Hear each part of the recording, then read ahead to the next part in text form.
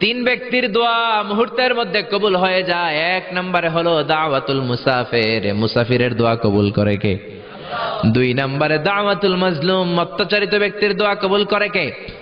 তিন নম্বরে দাওয়াতুল ওয়ালিদাইনি লিওয়ালাদিহি, মাতা পিতার দোয়া, যখন মাতা পিতা ছেলে মেয়েদের জন্য দোয়া করে ওই দোয়াটাও কবুল করে কে?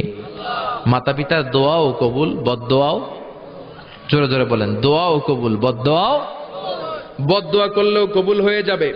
বুখারীর বর্ণনা, জুরাইজ নামে এক আল্লাহর ওলি ছিল। আল্লাহর ওলির নাম কি? আরো জোরে বলেন। জুরাইজ নামে এক আল্লাহর ওলি ছিল। বনি ইসরায়েলের অনেক বড় আবেদ। পাহাড়ের উপরে ওনার গির্জা, ওই গির্জার মধ্যে রাত্রিবেলায় তাহাজ্জুদ পড়তে পড়তে আল্লাহর ওলি হয়ে গেছে। ওই গির্জার পাশে ছোট্ট ঘর থাকে তার মা। রাত্রিবেলায় তাহাজ্জুদের নামাজ পড়ছেন। ওমি আর তাহাজ্জুদ ছাড়া আল্লাহর ওলি হওয়া যায় নাকি?